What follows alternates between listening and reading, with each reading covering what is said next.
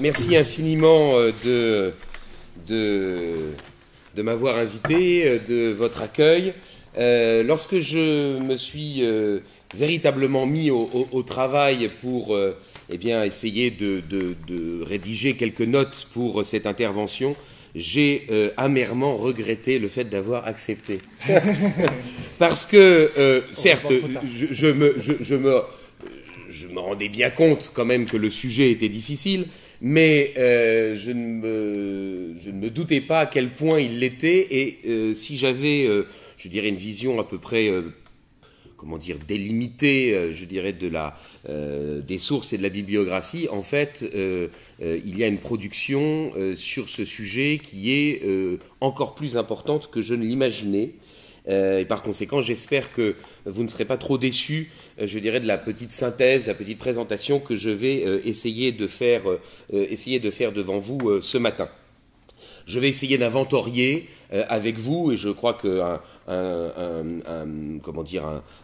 débat, ou en tout cas une discussion est prévue par la suite, après chacune des interventions, mais aussi, je suppose, tout au long de la journée.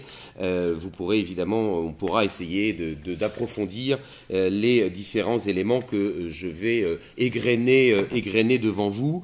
Je vais vous proposer une communication, enfin une intervention, je dirais, dont les éléments, dont j'ai essayé de faire que les éléments s'enchaînent logiquement, plus qu'une communication sous la forme académique, universitaire, avec un plan en partie et sous-partie. Le premier élément, évidemment, qu'il faut aborder ensemble, c'est bien sûr l'origine du terme, et puis l'itinéraire du concept.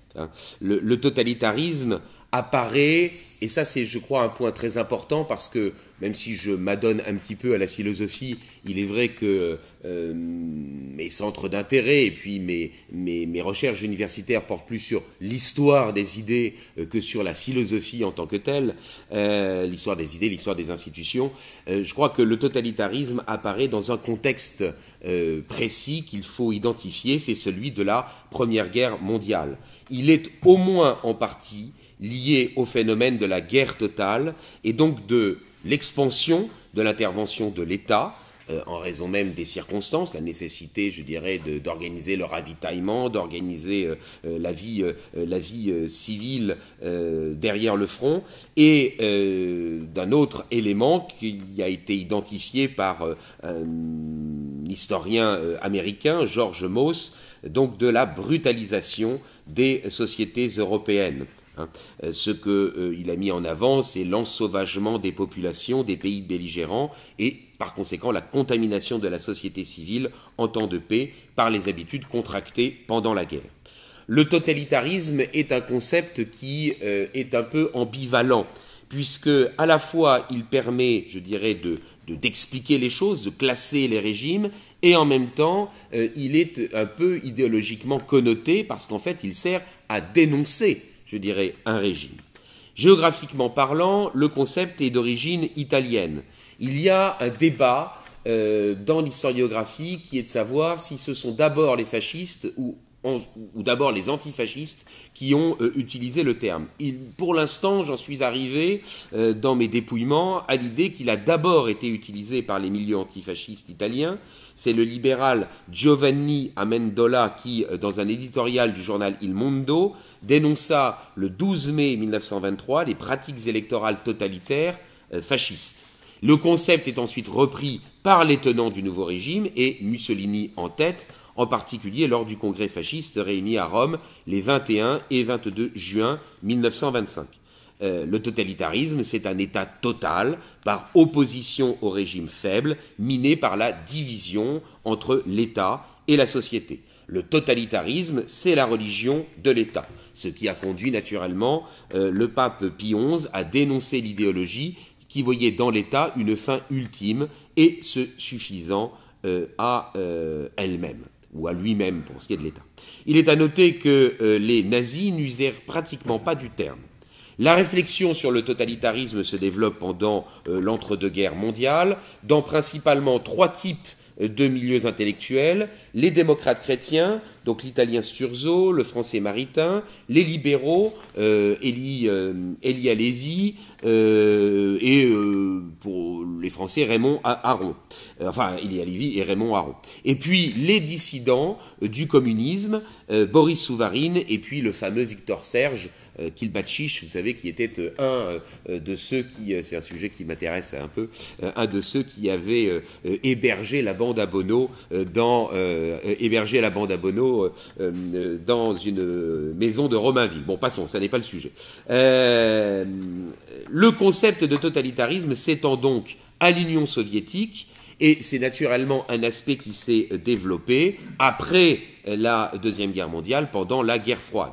En France, l'influence intellectuelle exercée par le Parti communiste a conduit à considérer le totalitarisme comme un concept plutôt de droite. Il faut se rappeler évidemment le procès qui est fait à Viktor Kravchenko, et il est d'ailleurs certain que le concept est surtout utilisé à ce moment-là par les penseurs libéraux.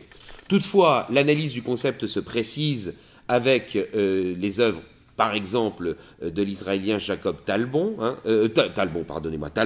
Les origines de la démocratie totalitaire, et puis surtout, évidemment, l'œuvre d'Hannah Arendt, dont vous savez que, eh bien, elle a été très tardivement publiée en France, puisque les origines du totalitarisme paraissent aux États-Unis en 1951, mais seulement en France, et d'ailleurs dans une version raccourcie en 1972. Ce qui montre aussi, d'une certaine manière, je dirais, la frilosité des éditeurs et peut-être, bien sûr, l'influence ou la domination intellectuelle du Parti communiste.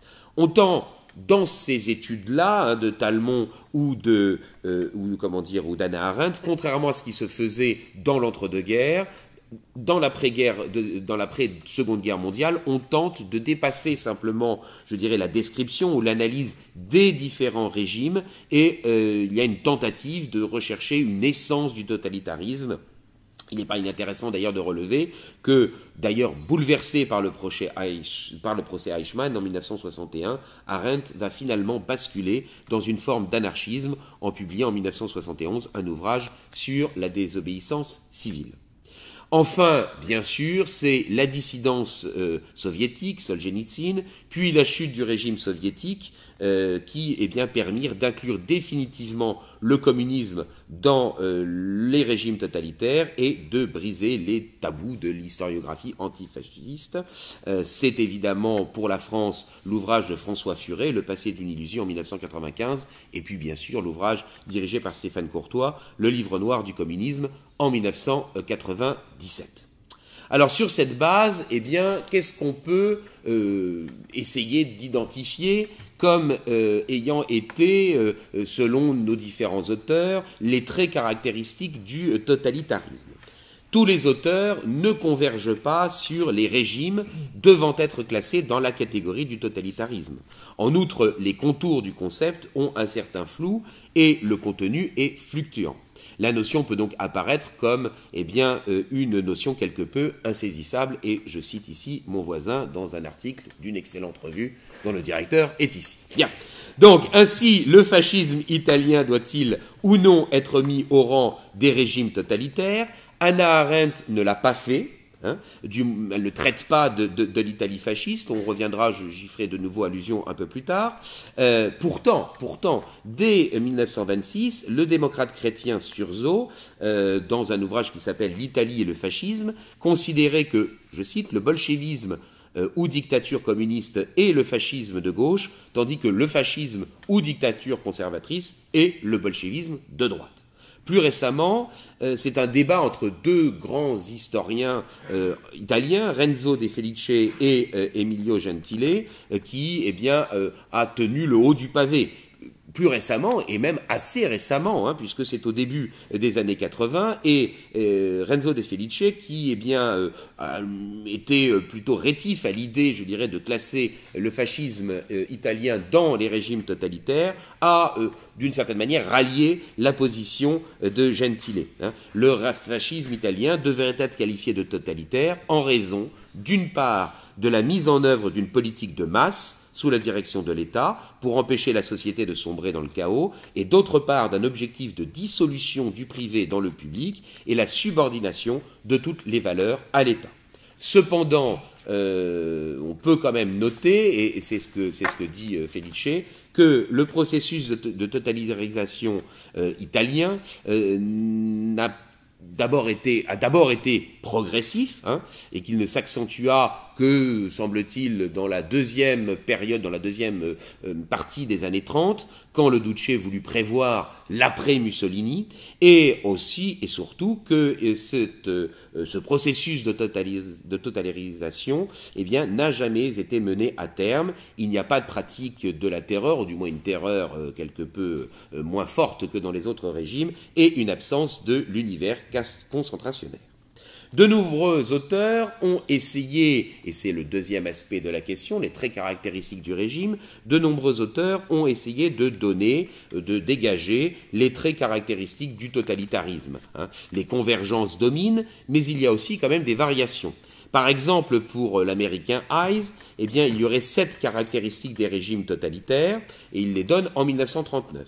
Le mouvement totalitaire cherche à s'emparer de tous les pouvoirs pour diriger l'ensemble des activités des citoyens. Le régime dispose du soutien des masses et justifie ses décisions par ce soutien. Et en particulier, cela, on peut le mettre en parallèle avec un autre aspect, le régime se maintient par l'éducation et la propagande. On notera ce qui me paraît très important sur ce sujet, hein, le soutien des masses et l'éducation et la propagande. On notera l'analyse extrêmement fine d'Hannah Arendt qui devait insister sur le fait que l'adhésion des masses à l'idéologie du régime ne reposait pas selon elle sur la conviction ou même sur une certaine illusion, mais sur son incapacité à se forger une opinion, d'où découle d'un côté sa passivité et de l'autre la capacité du régime totalitaire à mettre cette masse en mouvement. Cette explication rejoint d'ailleurs les résultats de l'expérience de Milgram, vous le savez bien, sur la capacité qu'un régime ou qu'une autorité légale a de faire des actes, sinon atroces, du moins en tout cas qu'a priori un individu ne fait pas normalement, en raison, comme je viens de l'indiquer, de la présence d'une autorité légale, d'une autorité forte, et puis grâce également à l'idée de la parcellisation des tâches. Ensuite, donc les autres critères, le régime met en place de nouvelles mythologies, notamment le culte de la personnalité, le régime exalte la puissance et la force, le régime est révolutionnaire dans le sens où il rejette l'héritage civilisationnel traditionnel pour construire une société nouvelle. Un autre auteur, qui écrit à la même année, en 1939, Raymond Aron, considère que le totalitarisme peut être qualifié, peut être identifié par les points suivants. La constitution de nouvelles élites dirigeantes, une force visant principalement les démocraties et non le communisme, le primat du politique sur l'économie, une nature authentiquement révolutionnaire. Autre exemple, Karl Friedrich, en 1956, distinguer 6 traits récurrents du totalitarisme. Un parti unique de masse dirigé par un leader charismatique, une idéologie globalisante et coercitive, une terreur policière systématique, un contrôle étroit de l'économie, un monopole des instruments de violence politique, une tutelle absolue sur l'ensemble des moyens de propagande et de communication. Vous le voyez, il y a des convergences, mais il y a aussi évidemment des traits qui sont propres, je dirais, à certains régimes, on les identifie assez rapidement, plutôt qu'à d'autres, et qui sont propres évidemment à l'idéologie, ou du moins au courant de pensée auquel appartient, je dirais, l'auteur. On l'a très bien vu, par exemple, avec Raymond Aron. Par conséquent, la comparaison, c'est le troisième point que je vous propose d'étudier, la comparaison des différents régimes totalitaires est-elle légitime, est-elle possible ? Si plusieurs régimes aux idéologies apparemment différentes peuvent être classés sous la même étiquette, cela apparaît souhaitable évidemment de les comparer. Mais cela n'a pas été si simple, car la comparaison était susceptible de conduire à une hiérarchisation, du moins une hiérarchisation dans l'horreur. Et donc la comparaison des régimes nazis et communistes a très longtemps souffert d'un déséquilibre au bénéfice du second. Quelles sont les raisons? On peut essayer de les inventorier. L'habileté des partis communistes de s'insérer dans l'entre-deux-guerres, dans le combat antifasciste. Puis ensuite, après la Deuxième Guerre mondiale, la place justement de l'URSS parmi les vainqueurs de cette Seconde Guerre mondiale, malgré le pacte de non-agression.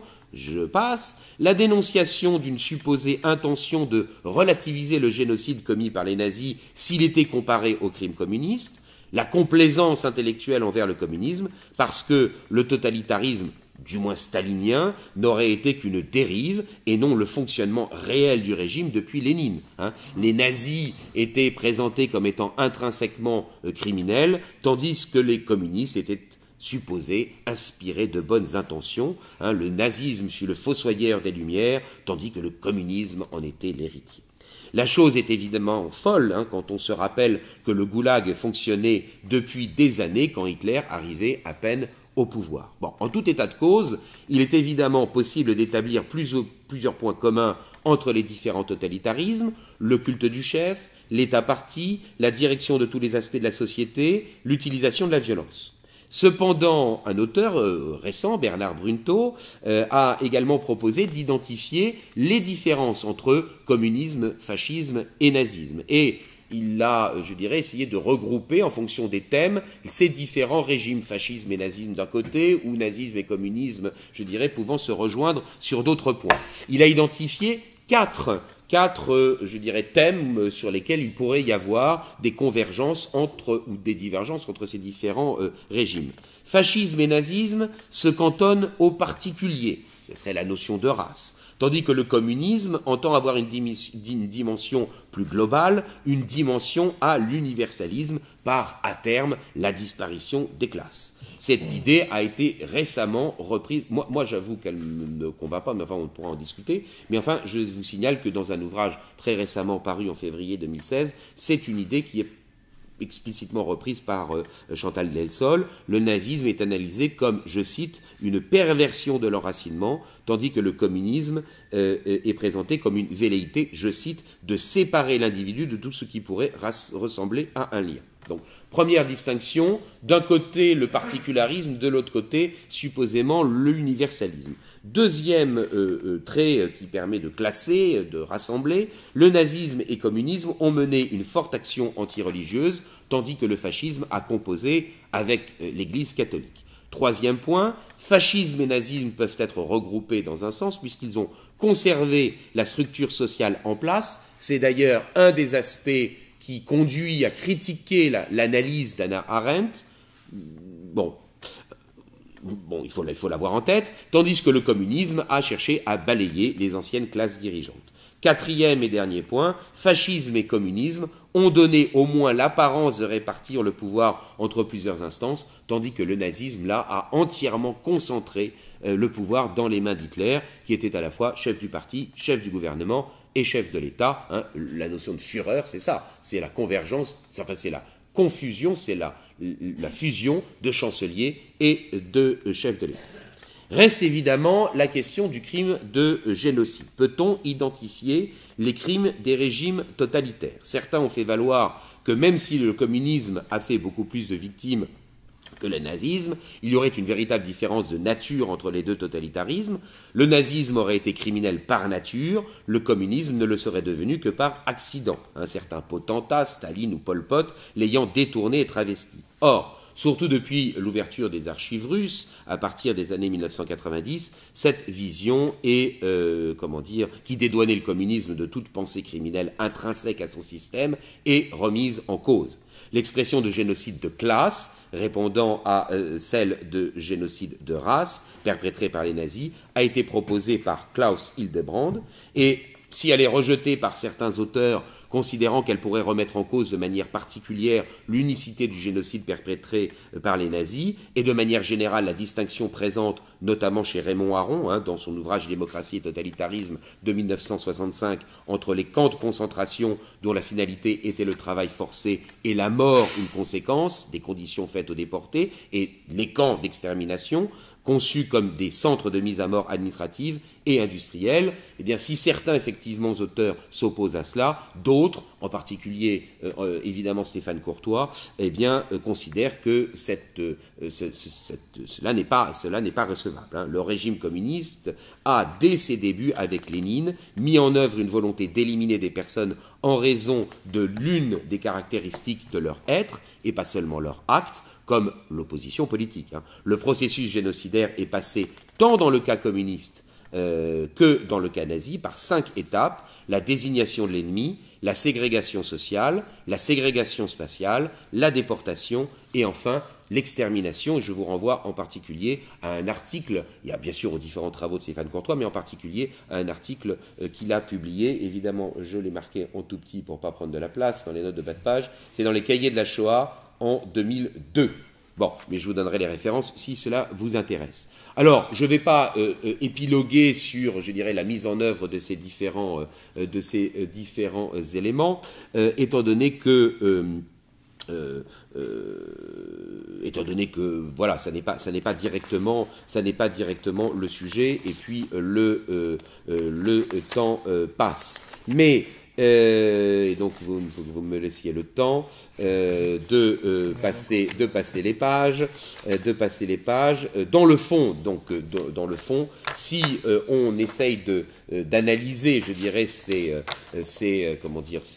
deux génocides, le génocide s'appuie sur une idéologie. Chez les nazis, la désignation de la victime reposait sur la prétendue science raciale. Chez les communistes, elle se fonda sur la pseudo-science marxiste-léniniste. Pour les uns comme pour les autres, l'idée qui mena au génocide était de considérer qu'une force ennemie mettait en danger de mort leur cause, la révolution pour les uns, le peuple allemand pour les autres, et qu'il fallait donc l'éliminer. Bien que développant des discours différents, ces deux totalitarismes aboutirent au même type de crime. Cela s'explique sans doute par des racines idéologiques communes, le constructivisme social. Leur objectif était de bâtir, sur des bases présentées comme scientifiques, une société régénérée, sans classe pour les uns, racialement pure pour les autres, avec à son fondement un homme nouveau. Au nom de la lutte des classes ou des races pour la survie, le constructivisme politique se fit darwinisme social ou racial, le hasard de l'évolution étant remplacé par la nécessité de l'épuration. Le totalitarisme est l'héritier, mais je reviendrai, et je pense qu'il y a beaucoup de communications qui évoqueront cela, et l'héritier, n'est-ce pas, de la modernité politique, c'est la sociabilité contractuelle, et la modernité morale, c'est l'absence d'un ordre naturel ou d'un ordre cosmologique des choses supérieur à l'homme. Et donc c'est là que nous en arrivons à un sujet extrêmement, je dirais, compliqué, extrêmement difficile, qui est effectivement les liens du totalitarisme avec les droits de l'homme et la démocratie libérale. Le régime totalitaire est couramment opposé à la société libérale, où le tout, d'une certaine manière, est réduit à la somme des parties. Et cette opposition, on la voit bien sûr chez les auteurs libéraux, en particulier chez Raymond Aron. Or, le fait que le totalitarisme ait été conçu comme une réaction à l'individualisme ne permet pas de dédouaner la démocratie libérale de toute responsabilité dans son éclosion. Bien sûr, et je pense que plusieurs d'entre nous vont l'évoquer, c'est dès le milieu du XIXe siècle qu'Alexis de Tocqueville, dans La démocratie en Amérique, en 1840, a mis en exergue les dérives possibles de la démocratie, les potentialités intrinsèques à l'individualisme égalitaire de dériver vers une forme, je dirais, de despotisme. Alors, il y a un certain nombre de citations que je pourrais vous donner, mais que je suppose un certain nombre d'entre vous connaissent déjà. L'idée, n'est-ce pas, que dans le fond, puisqu'on est avec des individus semblables et égaux, l'État peut avoir une capacité, je dirais, à embrasser l'ensemble de cette société, à la digérer d'une certaine manière, à offrir aux individus un certain nombre, je dirais, de satisfactions, avec comme contrepartie le fait que les citoyens se disent « je subis un pouvoir, mais c'est moi qui l'ai choisi ». Bon, à partir du moment où j'ai choisi mon tuteur, tout va bien. Bon.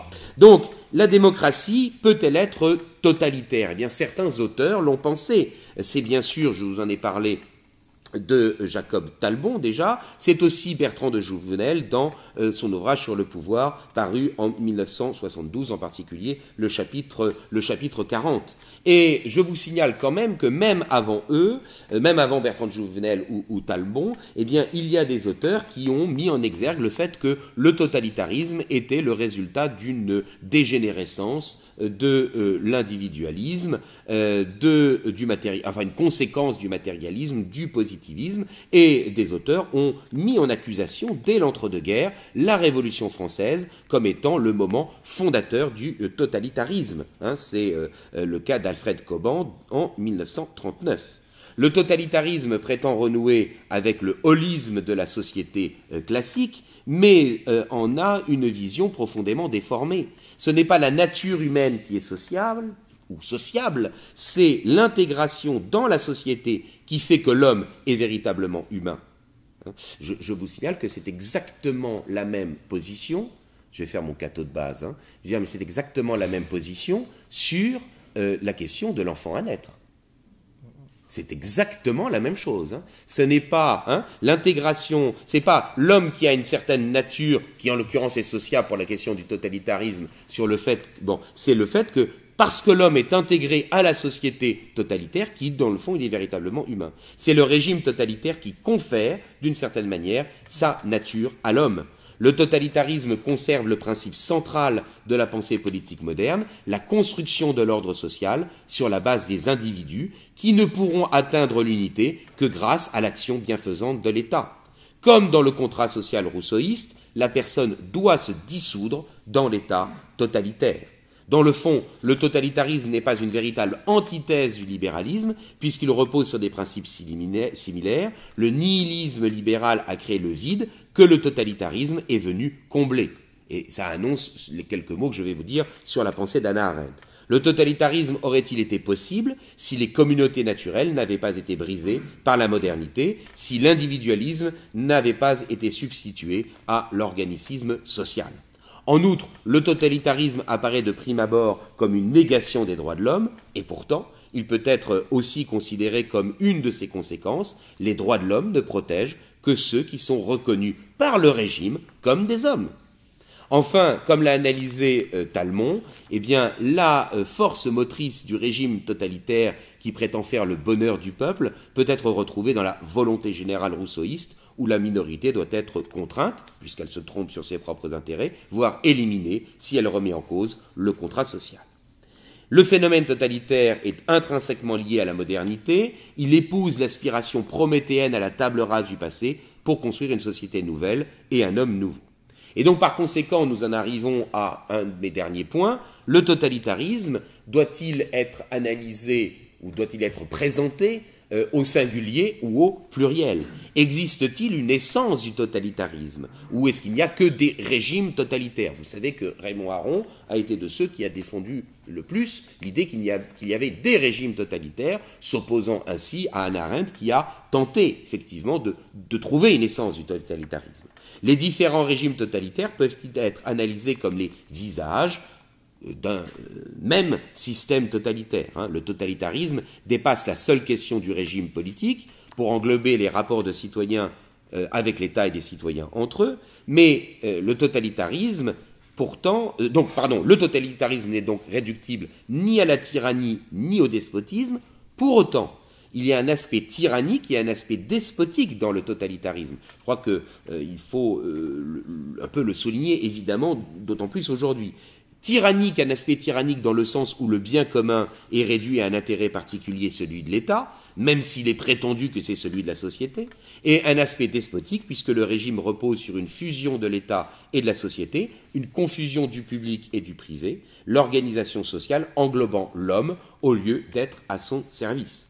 Faut-il dès lors considérer que le totalitarisme a été un régime politique inédit, apparu au XXe siècle? C'est en tout cas la position défendue par Hannah Arendt, qui est évidemment la plus connue des auteurs, ça n'est pas la seule, à avoir et s'être attelée à l'élaboration d'un modèle abstrait du totalitarisme. Son analyse s'appuie sur l'idée de Montesquieu, selon laquelle chaque régime politique trouve son fondement dans un principe d'action, l'honneur, vous le savez bien, pour la monarchie, la vertu pour la République, la crainte pour le despotisme. Arendt considère que le régime totalitaire s'inscrit dans le cadre d'une société de masse où les repères traditionnels se sont effondrés. Je vous l'ai dit, c'est une des critiques contre la pensée de Arendt, puisqu'on lui dit que c'est quelque chose, effectivement, un aspect des choses qui est vrai pour le communisme, pour l'Union soviétique, mais qui est beaucoup plus faux pour le nazisme. Et en tout cas, si elle n'inclut pas justement le fascisme italien dans le régime totalitaire, c'est que justement cet aspect-là des choses, pour elle, n'est pas, comment dire, ne se présente pas. Le fascisme italien, pardon, j'anticipe sur des éléments que je voulais présenter après, mais le fascisme italien a poussé à une fusion entre le parti et l'État, mais n'a pas véritablement conduit à une destruction, à une dénaturation, d'après elle, n'est-ce pas, de l'ordre social antérieur. Bien. Donc en tout cas, il y a ces deux éléments qu'il faut avoir en tête. La société de masse où les repères traditionnels se sont effondrés et qui est donc confrontée à une perte d'appartenance qu'elle appelle la désolation, notion qui renvoie à l'idée de déracinement et d'abandon. Le principe d'action, donc, puisqu'elle reprend la méthode d'analyse de Montesquieu, le principe d'action du régime totalitaire est donc double. La désolation, qu'on vient d'évoquer, qui est le premier stade, puis l'idéologie, qui en est le second. La désolation est un vide de conviction et d'intérêt que l'idéologie vient ensuite combler. Cette idéologie peut être variable en fonction des lieux, l'idéologie de la classe, de la race, etc. Mais dans tous les cas, elle se caractérise par la prétention de réduire le réel à la rationalité du détenteur du pouvoir, qui saurait décrypter les lois de l'histoire, des races ou des classes. Le vrai devient le produit de la volonté du détenteur de la force légale. Le totalitarisme va donc bien au-delà de la simple identification fasciste du parti et de l'État. Le régime totalitaire se situe au-delà de la conviction et de la croyance, au-delà du mensonge et de la vérité. Car l'idéologie permet l'organisation même de la société. Idéologie ou plutôt société qui, sans elle, serait chaotique et privée de sens. Elle n'a donc pas besoin, cette idéologie, de démonstration scientifique, c'est ce que nous dit Hannah Arendt, elle est le cadre même de la vie des hommes vivant dans le régime totalitaire. L'idéologie, c'est une évidence. Bien, je vais le rajouter. L'idéologie, c'est une évidence. La terreur, donc tournée contre les ennemis et les traîtres, est donc intrinsèque au régime totalitaire et non un dérapage. L'idéologie, c'est la puissance en acte. La terreur, c'est l'idéologie mise en acte. Là se situe l'identité, la marque signalétique du totalitarisme, la désignation d'un ennemi dit objectif qui distingue pour Arendt le totalitarisme de la tyrannie et du despotisme, même si, comme on l'a vu il y a quelques minutes, bien sûr, le totalitarisme partage certains traits avec ces deux régimes. Le totalitarisme prémédite l'éradication, l'élimination de certains hommes, non pour ce qu'ils ont fait ou pourraient faire, mais pour ce qu'ils sont ou sont décrétés être. Ainsi, c'est la fonction sociale de l'idéologie qui compte, plus que son contenu. Et c'est vrai que de ce point de vue-là, l'analyse d'Arendt est quand même assez brillante. Parce que du coup, ça lui permet de dire qu'il y a une essence du totalitarisme et pas simplement des régimes totalitaires plus ou moins criminels circonstanciellement. Il apparaît donc envisageable qu'avec un autre discours, donc une autre idéologie, le totalitarisme ait pu survivre au régime totalitaire. Et j'arrive donc à ma conclusion, y a-t-il un nouveau visage du totalitarisme ?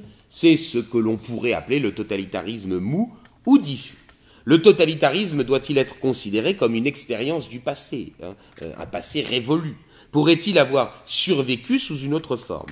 Les sociétés occidentales actuelles ne peuvent-elles pas être considérées comme une illustration d'un totalitarisme que l'on pourrait qualifier donc de mou ou de diffus? Ça paraît étonnant de dire cela. Pourquoi? Parce qu'on tient des élections.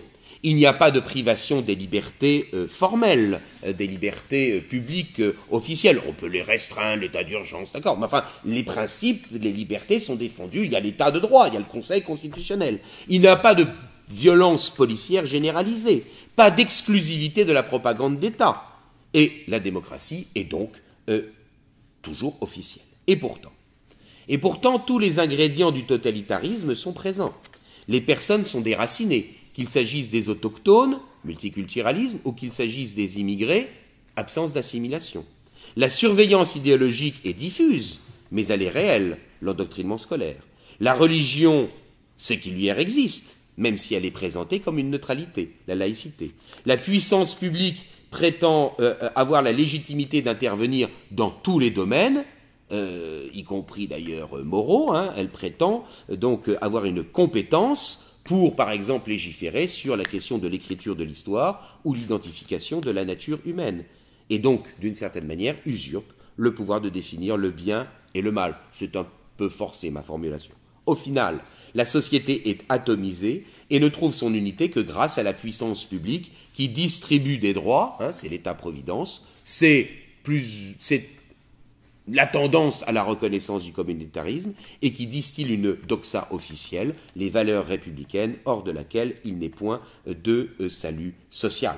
À la propagande de la terreur du totalitarisme, à la propagande et à la terreur du totalitarisme a succédé le terrorisme intellectuel du totalitarisme mou. Il s'inscrit dans les différentes stratégies de manipulation de l'opinion publique, mises au jour notamment par Noam Chomsky. Parmi celles-ci, il est possible de relever la diversion et l'infantilisation des citoyens. La première consiste en un déluge continuel de distractions et d'informations insignifiantes qui détournent l'attention du public des problèmes fondamentaux, et en complément, la divulgation par étapes d'une idée ou d'une mesure facilite son acceptation progressive par l'opinion publique qui aurait pu être de prime abord heurtée. La seconde se manifeste par le niveau quantitativement bas du discours, tant politique que publicitaire, qui limite le sens critique. De même, les modèles sociaux débilitants mis en exergue, les people qui favorisent la complaisance dans l'ignorance. Le terrorisme intellectuel, dont le politiquement correct est la forme édulcorée, vise à manipuler les esprits. Il consiste dans une pratique empêchant l'expression et la diffusion d'idées considérées comme malséantes. Les personnes qui l'utilisent, tant ceux qui visent à conquérir le pouvoir que ceux qui l'exercent, considèrent être dans le sens de l'histoire ou de la science. Et c'est donc cela qui légitime à leurs yeux les procédés utilisés. Les adversaires étant condamnés par une inéluctable évolution de la morale, ils doivent donc être ridiculisés, voire exclus du débat. Les méthodes du terrorisme intellectuel donc peuvent être résumées ainsi: l'intimidation de l'adversaire par l'invocation de tabous moraux, même si le discours terroriste s'inscrit dans le cadre d'une pensée matérialiste, la disqualification intellectuelle de l'adversaire par le recours à l'argument d'autorité, la position combattue étant présentée comme simpliste, dépourvue de fondement ou inapplicable concrètement, et l'isolement de l'adversaire par une présentation manichéenne des enjeux. Les neutres sont contraints de se coaliser contre lui sous peine d'être assimilés. La diabolisation de l'adversaire par la véhémence du discours, c'est la technique de l'amalgame, et évidemment, et c'est directement dans notre sujet, la reductio ad Hitlerum de Léo Strauss. L'efficacité du discours terroriste s'explique pour deux principales raisons, l'une psychologique, l'autre matérielle, l'appel aux passions et aux bons sentiments qui court-circuite l'analyse rationnelle, alors qu'un discours nuancé est plus complexe et donc plus difficilement compréhensible, et l'investissement dans les lieux stratégiques du corps social, éducation, médias, qui facilite la diffusion et l'implantation d'un discours, car l'exercice des responsabilités politiques passe, on le sait bien, par le préalable de la prise du pouvoir culturel. Le camarade Gramsci l'a dit avant nous. Il est donc, me semble-t-il, à craindre que l'on n'ait pas encore tout à fait fini de vivre une forme ou une autre de totalitarisme. Je vous remercie de votre attention.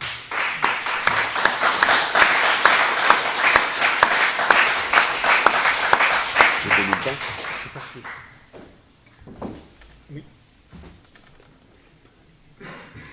Voilà, si vous avez des raisons de me contredire, n'hésitez pas. Mais je vous avoue, comme je vous l'ai dit en préambule, que mes dépouillements sont loin d'être terminés, et qu'il y a beaucoup de travaux que je n'ai pas encore consultés, qui mériteraient sans doute de l'être pour peaufiner un petit peu cette analyse. Voilà, donc s'il y a des questions, voilà, nous avons le temps, donc une dizaine de minutes pour des questions par rapport à l'intervention. J'avais une question.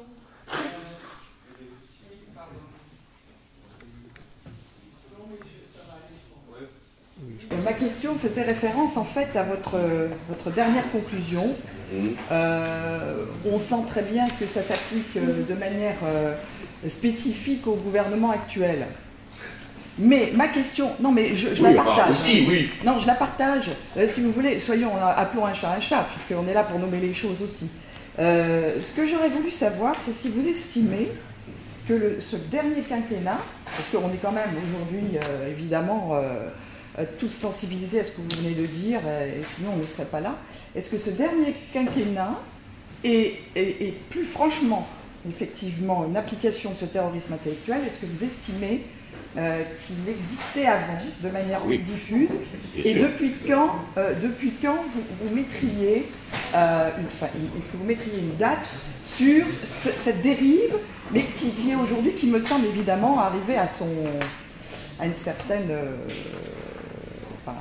je pense que ça devient, oui, c'est pas possible, ça devient inacceptable. C'est-à-dire que si on a un peu les yeux ouverts, on se dit, il faudrait peut-être quand même. Alors, est-ce que le terrorisme intellectuel est né avant Hollande? Oui, ça me paraît absolument certain. Attention, j'ai insisté sur la question du terrorisme intellectuel.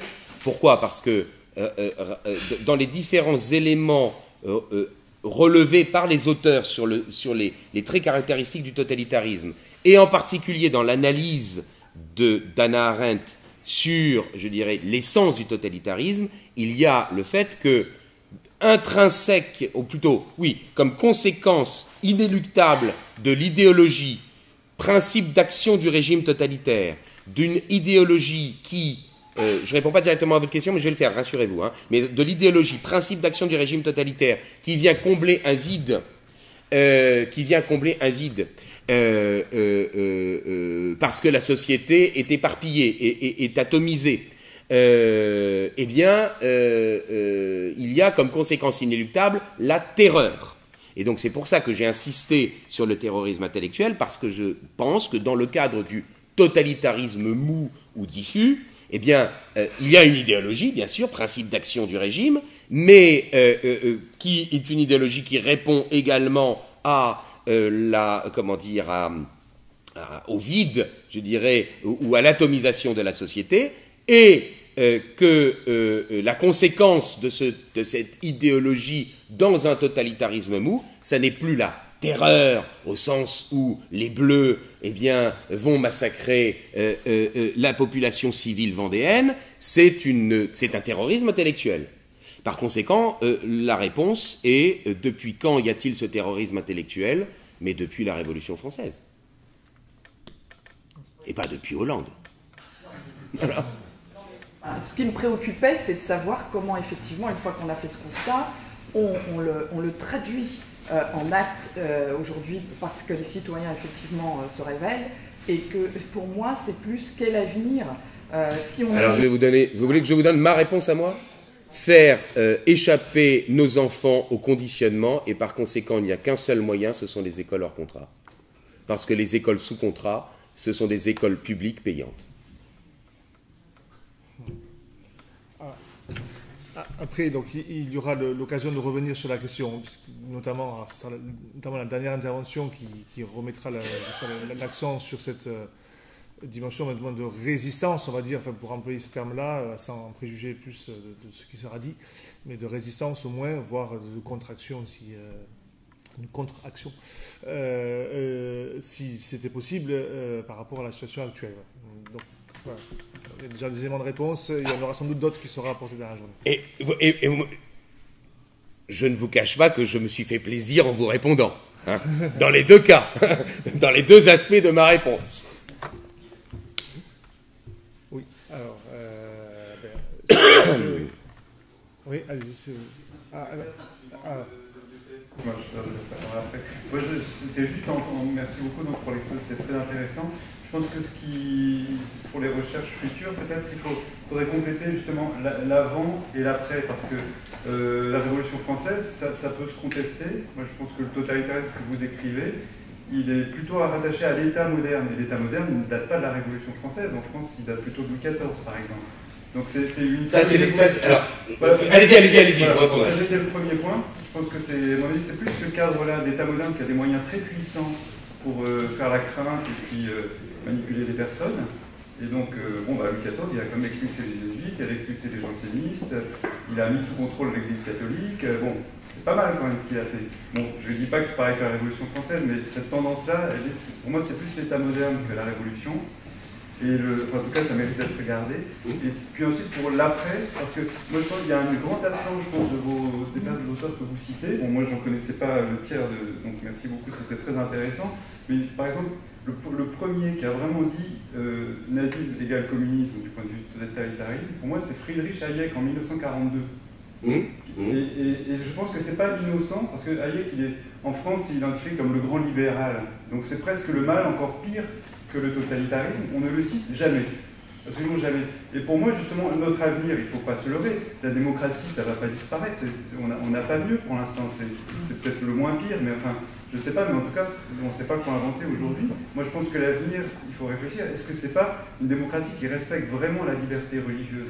Quand vous dites les écoles hors contrat, moi, je pense qu'il faut aller plus loin. Il faudrait que l'État finance ces écoles hors contrat sans condition. Oui, mais c'est ce qui se passe au Royaume-Uni. En Suède, depuis très longtemps, on ne cite jamais la Suède. Ça fait très longtemps que ça existe en Suède, c'est important.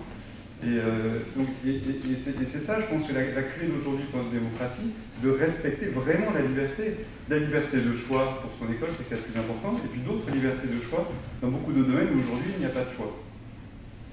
Alors, je voudrais juste, je conteste, vous avez dit beaucoup de choses très intéressantes, sur le fait qu'Hayek soit sans aucun doute un auteur libéral quand même, plus subtil que d'autres, je suis parfaitement d'accord avec vous.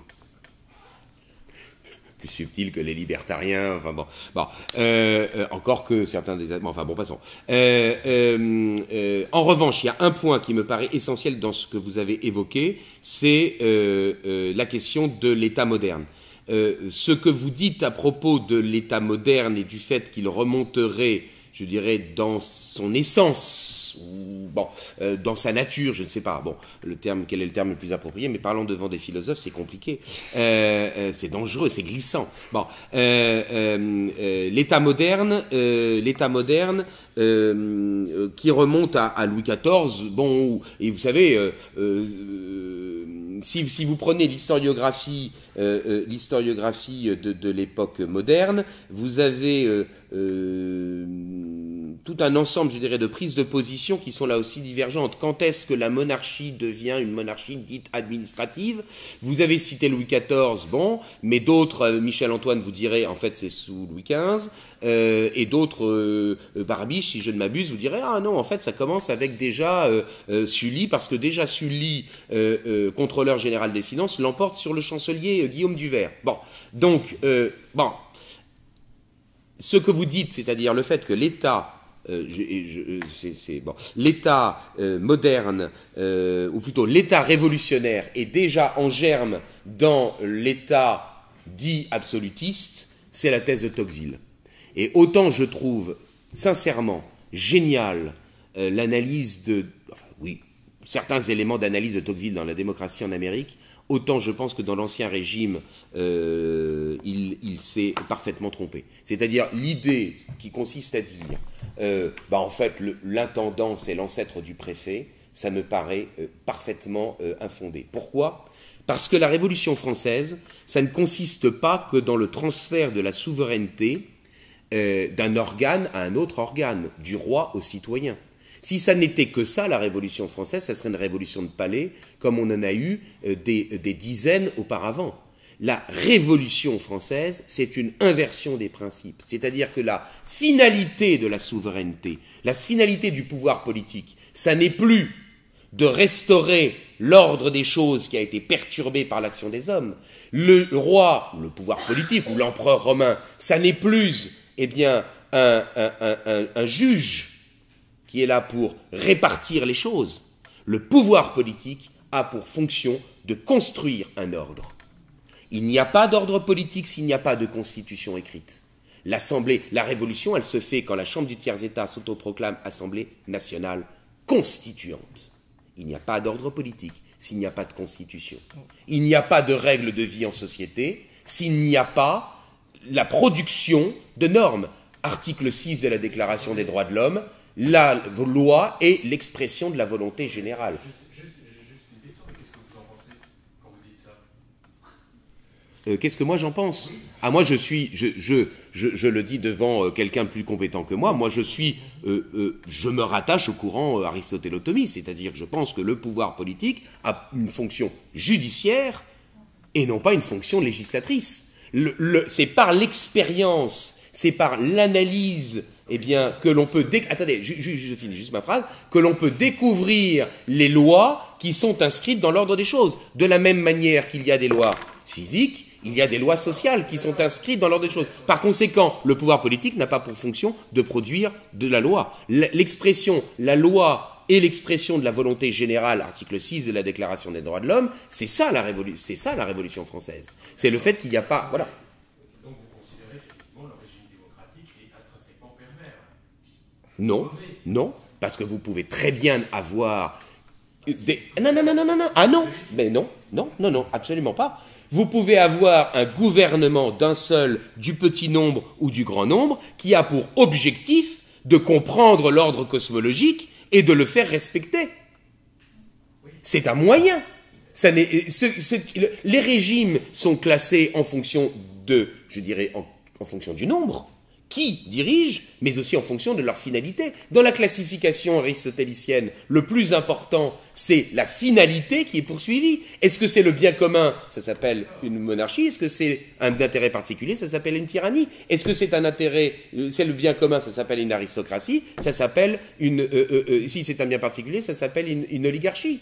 Merci de peut-être préciser ce point-là, parce que vous êtes un peu en train d'infléchir votre discours là quand vous dites ça. Pourquoi? Si, parce que vous présentiez la chose précédemment en disant qu'effectivement la rupture de la Révolution était véritablement, comment dirais-je, une césure dans laquelle on avait, vous l'avez dit vous-même, une inversion et dans laquelle on avait l'impression que vous présentiez le précédent comme étant quelque chose de positif et ce qui succédait comme quelque chose de négatif. Là, vous dites quelque chose de complètement différent. Vous êtes en train de dire, avec un régime différent, on peut faire quelque chose de positif. Et je pense que mais c'est ça la question. Attendez, laissez-moi terminer. Le débat, il est justement là. Il est de dire, avec ce que nous avons actuellement et avec les conditions que nous avons, comment faire quelque chose qui va évoluer vers quelque chose de positif. Et je pense que la structure telle qu'elle est n'est pas ni intrinsèquement bonne, ni intrinsèquement mauvaise. Et je pense que sur ce point-là, si justement on veut faire de la prospective, il faut être absolument, comment dirais-je, très, très sourcilleux là-dessus, parce que sinon, j'allais dire, on a un regard qui est uniquement, comment dirais-je, passéiste. Vous voyez ce que je veux dire? Or, le régime dans lequel nous vivons, le régime démocratique, la démocratie, comme l'a dit justement monsieur, est quand même un régime dans lequel, sans doute le moins mauvais, à partir du moment, laissez-moi terminer, à partir du moment où on l'infléchit, c'est-à-dire qu'on prend sa part pour essayer j'allais dire, de le diriger dans le sens que l'on considère comme étant le bon. Mais je pense que ce point-là est quand même capital, parce que sinon, on sape dès le départ, j'allais dire, le discours, à mon avis. Alors, je vous réponds en un instant, que, en l'occurrence, le régime démocratique, comme n'importe quel régime dans le cadre de la pensée classique, est susceptible d'être, légitime en raison de la finalité qui est la sienne. Quand vous me dites que le régime, en l'occurrence démocratique, qui est le nôtre aujourd'hui, peut être récupéré, pourquoi pas, mais en fonction de son objectif. Quel est l'objectif du débat démocratique ? L'objectif du débat démocratique est-il de déterminer des lois consensuelles? Est-il de déterminer un contrat social, un pacte?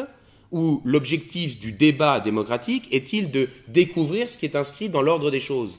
C'est tout ce que je dis. Et en l'occurrence, la Révolution française a consisté dans le basculement d'un pouvoir politique qui a pour objectif, et ça ne veut pas dire qu'il y arrive, parce que Dieu sait si les empereurs romains et les rois de France et les assemblées démocratiques athéniennes ont pu se tromper, mais l'objectif de ces sociétés classiques, des institutions politiques, c'est de découvrir les lois qui sont inscrites dans l'ordre des choses de la même manière qu'il y a des lois physiques, il y a des lois sociales, ou est-ce que l'objectif c'est de produire ce sur quoi il va y avoir un consentement général. J'insiste juste, pardonnez, et je termine juste sur ce point, je ne reprends pas la question de l'analyse de Tocqueville sur la continuité, je pense qu'elle est fausse, parce qu'il y a cette rupture intellectuelle-là. En revanche, l'une des questions qui est importante quand même de noter, c'est que pour une pensée dite classique, aristotélo-thomiste, le régime politique n'est qu'un moyen pour... Je sais bien que c'est kantien de dire ça, hein, d'accord, ok. Bon, mais après je le présente, non, mais c'est... Bon, donc, ce n'est qu'un moyen au service d'une finalité qui est le bien commun. Bien. Pourquoi est-ce que la démocratie devient le régime, le seul régime, et donc par conséquent, tous les régimes politiques ordonnés au bien commun sont susceptibles d'être légitimes. La royauté dans le royaume de France qui est grand, qui est très peuplé, la démocratie dans les cantons suisses qui sont petits et peu peuplés. Tous les régimes politiques sont susceptibles d'être légitimes en fonction des lieux et des circonstances, du moment qu'ils visent le bien commun. En revanche, avec la modernité politique, la démocratie devient quasiment le seul régime légitime parce qu'il apparaît parfaitement évident, ce qui est logique, hein, que l'on confie la souveraineté à ceux sans qui la société n'existerait pas, puisque la société n'est plus naturelle, mais est fondée sur un contrat social. Or, l'un des problèmes, c'est ça. Quand on évoque la question du totalitarisme, le totalitarisme est apparu parce que les sociétés atomisées, eh bien, ont créé un vide que le totalitarisme a rempli. Les communautés naturelles ont été détruites et par conséquent, eh bien, le totalitarisme, fonctionnant avec des mécanismes intellectuels modernes, est apparu comme étant une ressource pour recréer du lien là où il y avait du vide. Et le totalitarisme, sur certains aspects, pourrait apparaître comme étant une manifestation du classicisme ou de l'organicisme social, alors qu'en fait, il repose sur les mêmes principes que la modernité, qui est la construction d'un ordre social sur la base de l'individu. Oui, mais l'histoire n'est jamais écrite. Donc automatiquement, les situations limites sont les moments dans lesquels on a besoin de poser le débat. Et donc effectivement, la structure, bien sûr, mais la structure effectivement de l'organisation sociale qui permet un débat démocratique est justement le lieu où ça permet de confronter et de convaincre, et donc effectivement d'imaginer l'avenir qui pour l'instant n'est pas écrit. Donc voilà, et qu'il n'y a pas de création, entre guillemets, ex nihilo, et c'est justement l'intérêt de la chose, de l'exercice. Donc dès que la structure existe pour le débat, je pense qu'elle est intrinsèquement, entre guillemets, enfin en tout cas elle est bonne. Parfait. Bon, on va... Le petit commentaire, c'était pour aller dans le sens de ce que je disais tout à l'heure, c'est qu'en fait la dichotomie qui existe aujourd'hui entre cette affirmation que l'État s'occupe du bien commun et la réalité qui est en fait que l'État s'occupe que de biens, enfin que de groupuscules et d'intérêts particuliers, elle est ressentie de manière extrêmement violente et on voit bien que c'est ça qui crée la méfiance générale, ce sentiment que les institutions ne fonctionnent que au profit d'un petit nombre, d'une oligarchie. Et voilà. Et c'est toute la problématique qu'il faut poser aujourd'hui dans les débats publics, c'est comment faire ouvrir les yeux sur cette problématique-là, du bien commun par rapport aux intérêts particuliers. Bon. Monsieur avait une question, du coup, oui. On n'a pas pris. Alors, ce sera la dernière, parce que sinon on va vraiment être trop décalé. Je suis confus d'avoir encore semé la zizanie, mais régulièrement je le fais. Et pourtant, chez moi, j'essaye d'organiser les choses avec mes enfants, mais là, c'est moi le galopin. Oui, c'est la première fois que je suis présent dans votre débat. Et donc, ce qui m'a amené, c'est nous sommes à la base de culture chrétienne, orthodoxe, catholique, protestante et autres. Et donc, on est à la recherche de cette liberté qui, justement, se réapprend en comprenant les contraintes. Donc, le sujet était particulièrement intéressant pour moi dans ce domaine-là. Je vous remercie pour votre présentation brillant, monsieur le Germain. Mais j'aimerais remarquer une chose suivante. C'est la phrase qui était donnée par mon collègue assis à côté. Donc, justement, pour ne pas stopper votre brillante réflexion, il faut avoir la base solide. On ne peut pas se baser sur les écrits de Marco Polo si on veut étudier la géographie. On ne peut pas se baser pareil sur les écrits de M. Savary ou Solzhenitsyn parce que ça rentre dans le domaine de science, fiction, imaginaire, sur le donné pour la compréhension de totalitarisme communiste. Donc, il faut revoir les données qui apparaissent, les archives s'ouvrent sur les réalités des chiffres, donc de Goulag, vous avez cité, aussi voir les choses, ce qui se passait au Japon, donc dans leur intervention en Chine. Donc la réalité des chiffres concernant les choses qui se passaient en Allemagne et dans l'Europe dirigée par l'Allemagne, et là, peut-être on verra que le communisme qu'on présente unique à trois visages, donc communisme internationaliste, communisme national, avec les corporations d'État fondées par Staline, et aussi communisme de certains aristocratiques, si je peux dire, qui a commencé à l'époque de Khrouchtchev et allé jusqu'à l'époque actuelle en Russie avec Poutine. Passons de ça. Mais sans analyse des chiffres, on n'arrivera pas à avoir des raisonnements concrets. Le problème des personnes comme Hayek que vous avez cité, ou donc les autres personnes qui ont basé leur réflexion brillante sur la base fausse, donner des résultats erronés. Là, c'est le moment de reprendre les choses, et je suis sûr qu'avec une brillance, vous êtes tout à fait capable.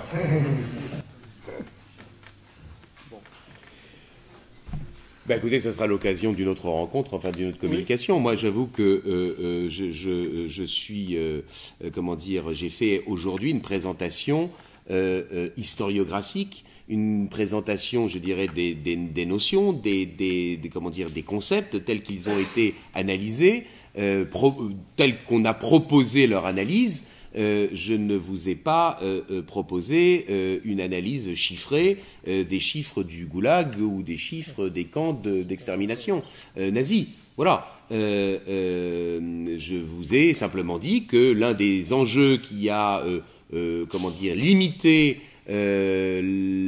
l'émergence d'un concept d'un régime totalitaire et pas simplement de la désignation de régimes dits totalitaires, c'était le fait que, eh bien, certains auteurs, Raymond Aron, considéraient qu'un camp de concentration, ça n'était pas un camp d'extermination, ou que, eh bien, d'autres auteurs ont considéré que le régime communiste avait dérapé avec certains potentats, mais qu'il avait des intentions bonnes, tandis que d'autres considèrent qu'il est intrinsèquement criminel dès le départ avec Lénine. Voilà, moi je vous ai fait une présentation je dirais des enjeux historiographiques qui expliquent que le concept de totalitarisme a eu des difficultés à véritablement apparaître et qu'à certains moments de son histoire, il a été instrumentalisé au départ par les antifascistes, puis ensuite par les libéraux dans le sens d'un anticommunisme. Voilà, moi j'ai fait cette présentation-là d'histoire des idées qui est ma spécialité, mais je ne suis pas allé dépouiller,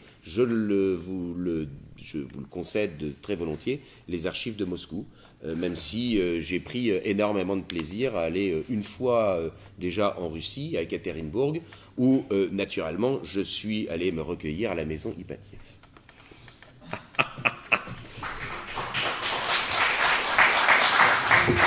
Bon, merci en tout cas. Merci, pardon pour ces provocations gratuites. Merci beaucoup.